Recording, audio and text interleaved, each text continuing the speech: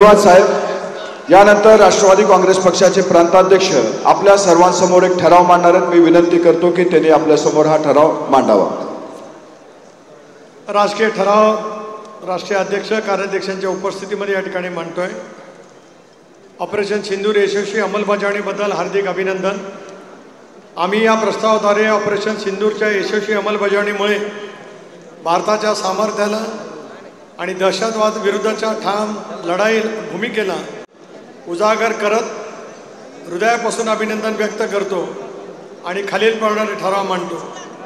पहिलगाम येथील क्रूर दहशतवादी हल्ल्याला प्रत्युत्तर म्हणून ऑपरेशन सिंदूरच्या माध्यमातून भारताने दहशतवादाला चोख उत्तर देत आपली राष्ट्रीय सुरक्षा सिद्ध केली।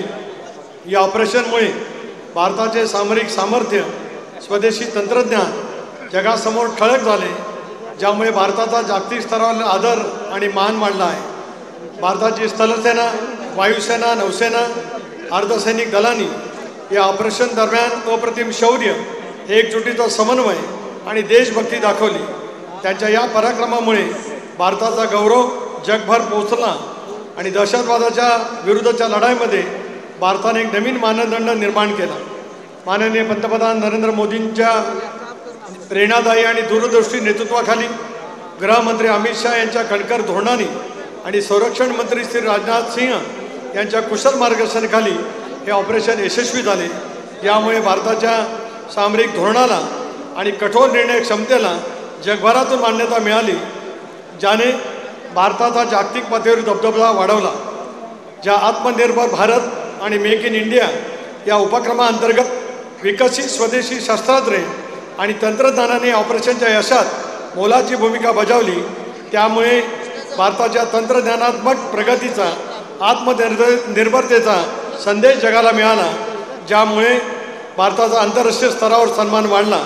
आम्ही या प्रस्तावाद्वारे ऑपरेशन सिंदूरच्या यशात योगदान देणाऱ्या सर्वांचे मनापासून आभार मानतो। धोरणात्मक आणि नियोजन आणि दहशतवादाविरुद्ध कठोर व यशस्वी भूमिकेसाठी अभिनंदन करतो। अध्यक्ष, मी ठराव मांडत असल्यामुळे हात उंचावून आपण या ठरावाला प्रस्तावाला मान्यता द्यावी अशी विनंती आहे। दुसरा महत्त्वाचा राजकीय प्रस्ताव या ठिकाणी मी मांडतो।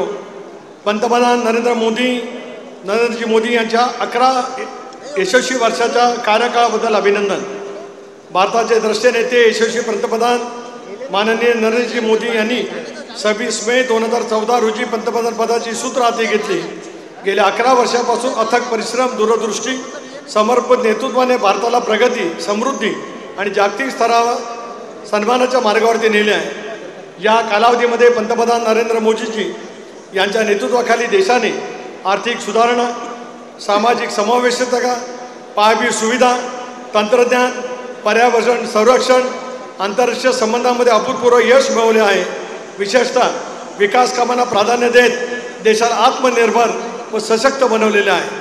राष्ट्रीय अध्यक्ष नामदार अजितदादा पवार यांच्या सक्षम नेतृत्वाखाली राष्ट्रवादी काँग्रेस पक्षाने आपल्या धर्मनिरपेक्ष तत्वाला दृढ ठेवत शिवशाहू फुले आंबेडकर यांच्या विचाराचा पाया मजबूत करत स्वर्गीय यशवंतराव चव्हाण साहेब यांचा आदर्श डोळ्यासमोर ठेवून राष्ट्रीय लोकशाही आघाडीमध्ये सहभाग घेतला असून पंतप्रधान नरेंद्र मोदींच्या विकासात्मक नेतृत्वाला बळकटी देण्याचा प्रयत्न केला आहे।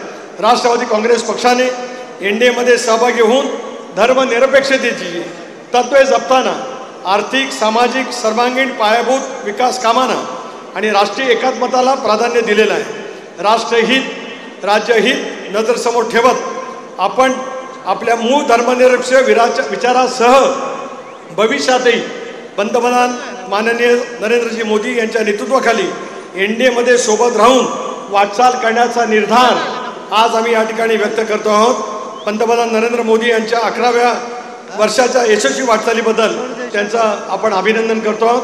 पुन्हा एकदा हात उंचावून या प्रस्तावाला आपण या ठिकाणी मान्यता द्यावी।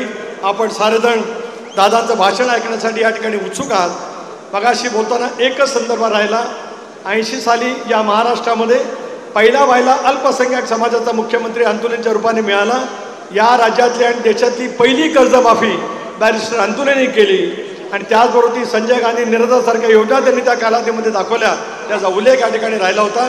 मी आपल्या साऱ्यांच्या वतीने ज्यांच्या भाषणाची आपण आतुरतेने वाट पाहत आहात ते नामदार राष्ट्रीय अध्यक्ष अजितदादांना विनंती करतो की त्यांनी जनसमुदायाला संबोधित करावं.